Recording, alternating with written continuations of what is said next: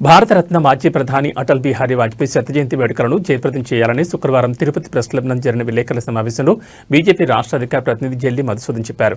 అటల్ మోదీ సుపరిపాలన యాత్రలో భాగంగా ఆదివారం మధ్యాహ్నం 3 గంటలకు Marrikunta circle Renigunta national highway వద్ద అటల్జీ కాంస్య విగ్రహ ఆవిష్కరణ బహిరంగ సభ జరుగుతుందని చెప్పారు. ఈ కార్యక్రమానికి ముఖ్య అతిథిగా ఉత్తరాఖండ్ ముఖ్యమంత్రి పుష్కర్ సింగ్ ధామీ, ప్రత్యేక అతిథులుగా బీజేపీ రాష్ట్ర అధ్యక్షులు PVN Madhav, Andhra Pradesh revenue registration మరియు స్టాంపుల మంత్రి అనగాని సత్యప్రసాద్, ఆరోగ్య కుటుంబ సంక్షేమ మరియు వైద్య విద్యా మంత్రి సత్యకుమార్ యాదవ్, సభాధ్యక్షులుగా సామంచి శ్రీనివాస్, తిరుపతి జిల్లా అధ్యక్షులు పాల్గొంటారన్నారు. వాజ్పేయి సేవలను, విలువలను, దేశాభివృద్ధి చేసిన మహత్తర కృషిని ఆంధ్రప్రదేశ్ బీజేపీ రాష్ట్ర అధ్యక్షులు పీవీఎన్ మాధవ్ సారథ్యంలో అటల్ మోదీ సుపరిపాలన యాత్ర నిర్వహిస్తున్నట్టు చెప్పారు. దేశంలోని ప్రధాన జాతీయ రహదారులను అనుసంధానం చేసిన సృష్టికర్త, గ్రామ సడక్ యోజన స్ఫూర్తిదాత, ప్రోక్రాన్ అణు పరీక్ష ద్వారా భారత సాంకేతిక శక్తిని ప్రపంచానికి చాటి చెప్పిన ధీరశాలి, కార్గిల్ యుద్ధంలో శత్రువులను మట్టి కరిపించిన తిరుగులేని ధీరనేతని కొనియాడారు. సర్వశిక్ష అభియాన్ ద్వారా 6 నుంచి 14 ఏళ్ల పిల్లలకు ఉచిత విద్య, సామాన్యులకు గ్యాస్ కనెక్షన్ చేరువ చేసిన వ్యక్తి, ప్రత్యర్థులను శలోక్తులతో, కవిత్వం, ప్రసంగాలతో అజాత శత్రువు వాజ్పేయి అన్నారు. రాష్ట్ర మీడియా ప్యానలిస్టులు డాక్టర్ శ్రీధర్, గాలి పుష్పలత, కవ్వల అశోక్, నాగేంద్ర తదితరులు పాల్గొన్నారు.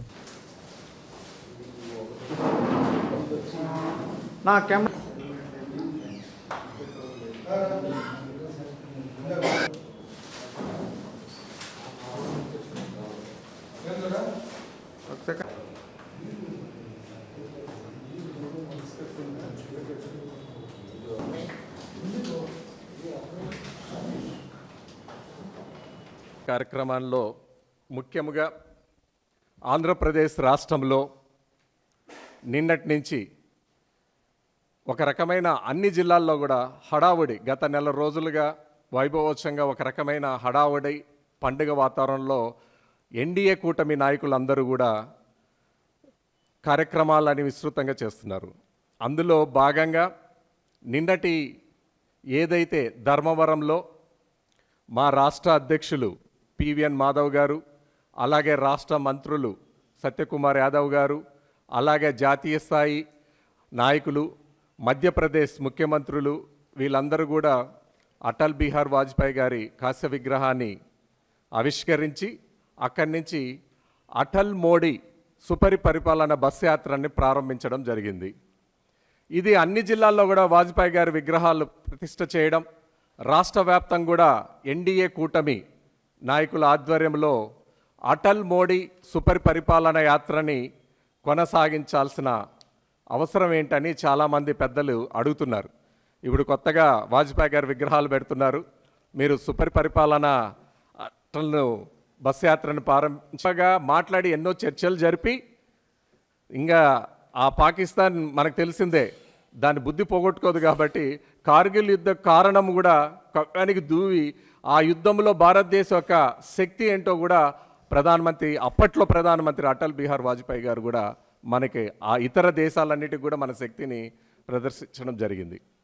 ఇవే కాకుండా చిన్న చిన్న అంటే పేదలకు కావాల్సిన ఈ దేశంలో అంటే గ్యాస్ కనెక్షన్లు కానించి, టెలికమ్యూనికేషన్ సిస్టంలో కానించి, టీవీల విషయంలో కానించి, అలాగే మౌలిక వసతులు కానించి, గ్రామంలో ముఖ్యంగా ఉన్నత పాఠశాల, ఆరోగ్య కేంద్రాలు, శ్మశాన వాటిక, అక్కడున్న రోడ్లు, దొడ్లు, ఆవులకి కావలసిన సంక్షేమానికి సంబంధించినటువంటి కేంద్రాలు ఎలాంటి ప్రాధాన్యతనిస్తే ఆ గ్రామం యొక్క భవిష్యత్తు అభివృద్ధి ఉంటుందని అప్పట్లోనే ఆయన తీసుకున్నటువంటి నిర్ణయాలన్నీ కూడా గత 20 సంవత్సరాల క్రితం ఏ విధంగా ఉన్నాయి, ఈరోజు ఏ విధంగా దానికి వచ్చిందనేది మన అందరికీ తెలిసిన విషయమే.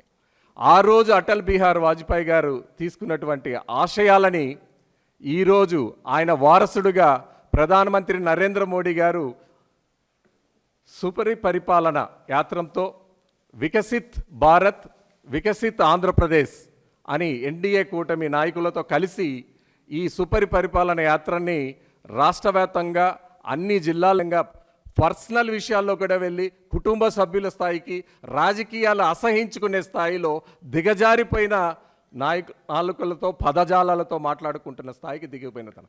అప్పట్లో ప్రతి రాజకీయ నాయకుడికి, ప్రతి రాజకీయ పార్టీకి కూడా ఒక నిబద్ధత ఉండేది, ఒక సంస్కృతి ఉండేది, ఒక నియమ నిబంధనలు ఉండేది. వాళ్ళు ఏ రోజు కూడా ఎవరు బార్డర్ దాట్లా. వాళ్ళ సెల్ఫ్ కోసం కానీ వాళ్ళ పార్టీ ప్రయోజనాల కోసం కూడా అప్పట్టున్న జాతీయ నాయకులు ఎవ్వరు కూడా దేశ శ్రేయస్సు, దేశ రక్షణ, దేశ సంక్షేమ విషయంలోనే వాళ్ళు పాటుపడారు కానీ వాళ్ళు సెల్ఫ్ ఎక్కడ కూడా చూసుకోలేదు.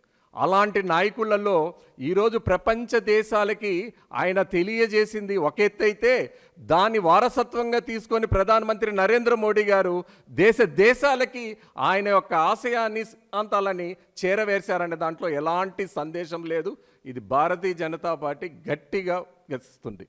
ఇలాంటి సందర్భంలో ఆ మహనీయుడి యొక్క శత జయంతి వేడుకల్లో భాగంగా మాకంటూ మా జాతీయవాదం, జాతీయ సంక్షేమం, జాతీయ శ్రేయస్సు, జాతీయ అభివృద్ధి, జాతీయ సంరక్షణ విషయంలో తీసుకుంటున్న ఏకైక పార్టీ భారతీయ జనతా పార్టీ. ఈ పార్టీ ఈరోజు ఒక కార్యాచరణ నిలబెట్టుకుంది.